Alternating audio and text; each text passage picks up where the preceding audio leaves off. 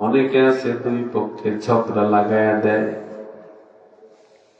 খারাপ কাজে উদ্বুদ্ধ করে, প্রতিশোধ পরায়ণ হয়ে পরে আঘাত করার চেষ্টা করে। তারা ধ্বংসপ্রাপ্ত একটা শ্রেণী আছে। ভাই সবর করো, ধৈর্য রাখো, হতাশ হবে না, ধৈর্য রাখো। আবার আল্লাহ তাআলা নিজেই বলেছেন, ইন্নাল্লাহা মা'আস সাবিরিন।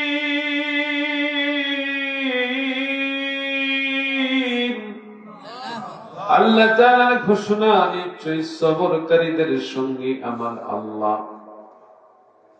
সবরকারীদেরকে আমার আল্লাহ পছন্দ করেন, সবরকারীদেরকে আমার আল্লাহ ভালোবাসেন। সবরকারীর ফল খুব ভালো হয়। সবরকারী যে করে তার ফল অনেক সুমধুর হয়, অনেক সুন্দর হয়, অনেক উত্তম হয়। তার কারণ হচ্ছে তাড়াহুড়ার কাজ হচ্ছে শয়তানের, আর সবরের কাজ হচ্ছে আল্লাহর। জোরে বলি সুবহানাল্লাহ।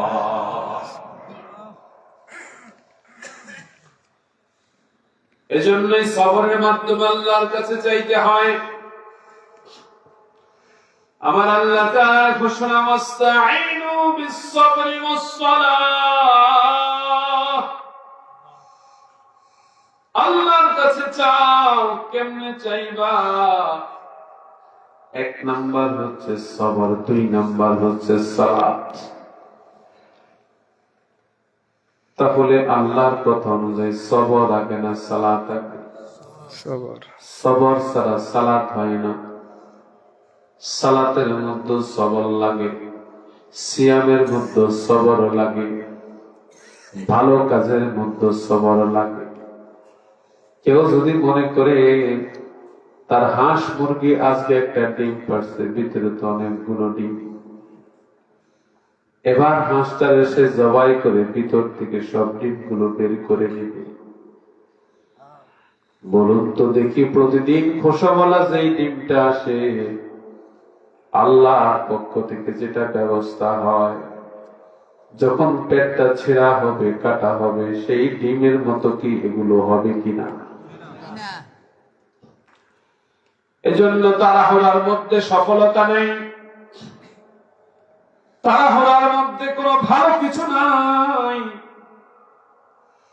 মানুষ যদি চিন্তা করে একরকম, আল্লাহ তাআলা করে দেয় আর একরকম। বান্দা আল্লাহর কাছে সাহায্য চাইবে, জন্য তার সবর দরকার। নামাজের ক্ষেত্রে তার সবর দরকার। আল্লাহু আকবার বলে হাত বেঁধেছে, সূরা কেরাত পড়া দরকার, পড়ল না। আল্লাহু আকবার বলে রুকুতে চলে গেল, রুকুর কাজগুলো ঠিক মতো পড়ল না। সামি আল্লাহু লিমান হয়ে দাঁড়ায় গেল, ঠিক মতো দাঁড়ালো না। মাথাটা উঠাই আবার সিজদাতে চলে গেল, সিজদাতে যাইয়া ঠিক মতো তাসবিহ পড়ল না। আল্লাহু আকবার বলে মাথা একটু উঠাইলো, আবার মাথায় সিজদায় নিয়ে গেল। এবার বলেন তো, তার নামাজ কি হইছে না হয় নাই? হয় নাই। তার নামাজ হয় নাই। সবর নাই, সবর নাই, খুশু নাই, তার ভিতরে সবর নাই। সিয়াম সাধনার বেলায় তার সবরের কাজ করতে হবে। সামনে ইফতারে খাবার চলে আসছে, তার ধৈর্য সয় না, সময় হয় নাই, মুখ দিয়া খায়া ফেললো। সারাদিন কষ্ট করার পরেও সবর না করাতে রোজাটা শেষ হয়ে গেল। বিচারক বিচারের ফয়সালা দিয়ে দিয়েছে ৩টায়। হঠাৎ করে ক্ষমতা খাটায় বলে, বিচারক মহোদয় এখনই আপনি দিতে হবে ফয়সালা। এতে কি বিচারক তার প্রতি খুশি হবে না, বেজার হবে? সব জায়গায় অধৈর্য হওয়া যাবে না। এজন্য আল্লাহ তাআলার কথা তারা পরস্পরকে ধৈর্যের ব্যাপারে উদ্বুদ্ধ করে, যারা তারা ধ্বংস হবে না।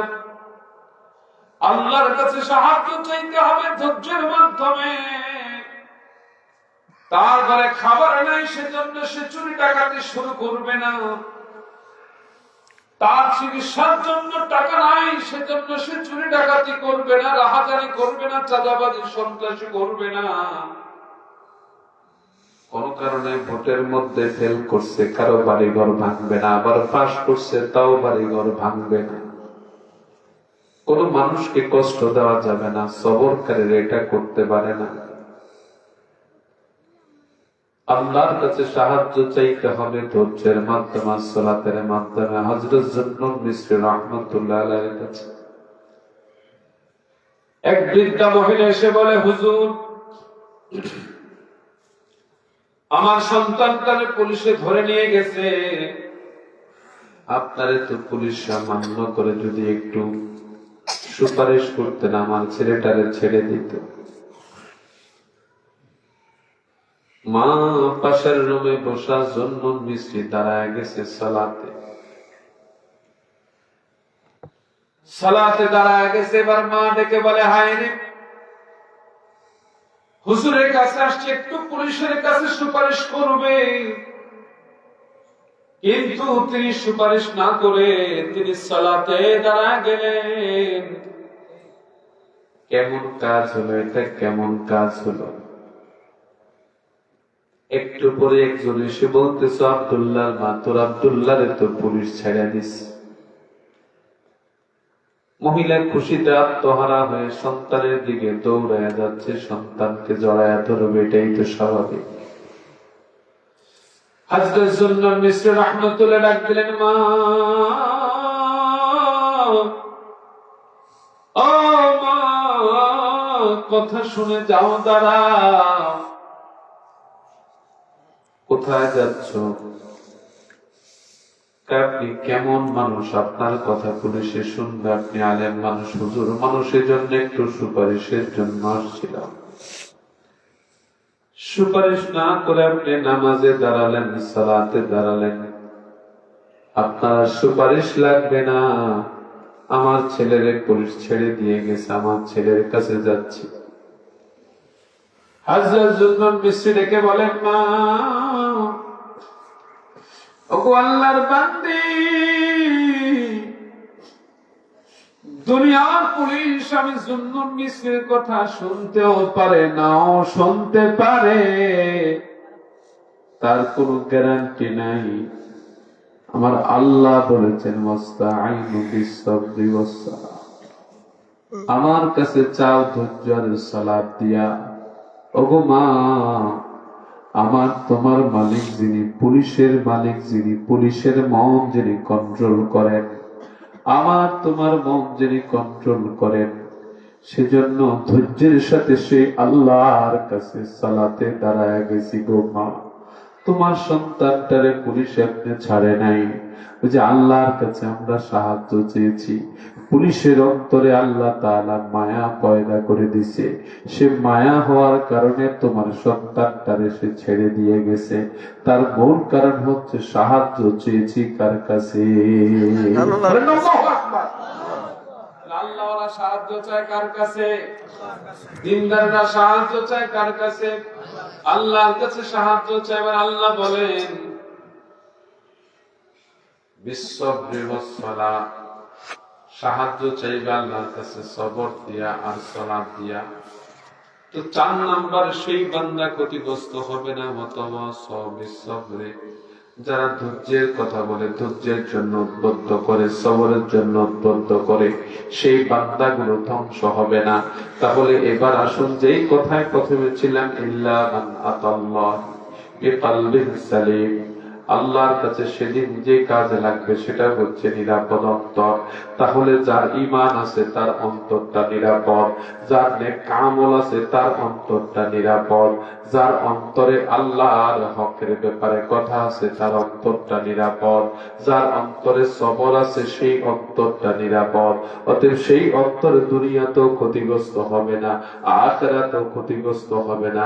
ওই অন্তর যাদের আছে তারা সফল। আওয়াজ করে বলে সুবহানাল্লাহ। সফল হতে চাই না বিফল হতে চাই? খারাপ হতে চাই। নারে তাকবীর, নারে তাকবীর, নারে রিসালাত, কোরআন সুন্নাহর আলো, সাজুলিয়া দরবার শরীফ জিন্দাবাদ জিন্দাবাদ। তাহলে যদি আমরা সফল হতে চাই, ইল্লা মান আতাল্লাহ বিকলবিন সালিম। সেদিন কাজে লাগবে নিরাপদ অন্তর, এছাড়া আর কিছু কাজে লাগবে না। অতএব অন্তরটাকে নিরাপদ করুন, অন্তর থেকে হিংসা দূরে ফেলুন, অন্তর থেকে অহংকার সরিয়ে ফেলুন, অন্তর থেকে খারাপ সরিয়ে ফেলুন, অন্তর থেকে ক্ষমতার পাওয়ার সরিয়ে ফেলুন। আজকে ক্ষমতা আছে, কালকে ক্ষমতা নাই। আমাদের দেশের তিনবারের প্রধানমন্ত্রী বেগম খালেদা জিয়া দুনিয়া থেকে বিদায় হয়েছেন, থাকার কোন সুযোগ নাই। ডাক দিয়েছেন কে? প্রধানমন্ত্রী ছিল শেখ হাসিনা 16-17 বছর। হয়তো ভাবছে অনেকে ক্ষমতা থেকে যাবে না, কিন্তু ক্ষমতা থেকে চলে গেছেন, সরাইয়া দিল কে? ডক্টর ইউনূস এখন ক্ষমতায় আছে। ডক্টর ইউনূস কয়দিন পরে থাকবে কি থাকবে না তার গ্যারান্টি নাই। নির্বাচন হইলেও থাকতে পারে, না হইলেও থাকতে পারে, অথবা বিদায় হয়ে যেতে পারে। এটার গ্যারান্টি কার কাছে? যদি বলেন না কার কাছে? আল্লাহর কাছে। তো এটার কোনো পাওয়ার নাই। আল্লাহ ওয়ালারা যারা পীর মাশায়েখরা তারাও বিদায় হয়ে গেছে, বড় বড় আলেম ওলামারাও দুনিয়া থেকে বিদায় হয়ে গেছে। আল্লাহর হাবিব নিজেও তো দুনিয়ার জীবন ছেড়ে আখিরাতে চলে গেছেন, ঠিক কিনা? তাহলে এখানে থাকার কোনো সুযোগ নাই, পাওয়ার দেখে লাভ নাই। আমার নবী ইচ্ছে করলে থাকতে পারতেন। আল্লাহ তো অপশন দিয়েছিলেন, নবীকে আপনার ইচ্ছা, আপনি ইচ্ছে করলে থাকতে পারেন, ইচ্ছে করলে আপনি আসতে পারেন। আমার নবী আল্লাহর কাছে যাওয়াটাই পছন্দ করছে, জোরে বলেন না সুবহানাল্লাহ। তাহলে যেই নবীর থাকার সুযোগ ছিল তিনিও থাকেন নাই, তার মানে আমাদের কারো এখন আর এখানে থাকার কোনো সুযোগ নাই, ঠিক কিনা? তাহলে এখানে থাকবো ভালো মানুষের মতো, এখানে থাকবো দিনদারের মতো, এখানে থাকবো ইমানদারের মতো, এখানে থাকবো নেককারের মতো, এখানে থাকবো সত্যের প্রতি যারা কথা বলে তাদের মতো, এখানে থাকবো সবরকারীদের মতো। তাহলে আমাদের দুনিয়াও সফল, আখিরাতও সফল। আমাদের কবুল করুন সকলে বলি আমিন। আমিন। বলি আল্লাহুম্মা আমিন।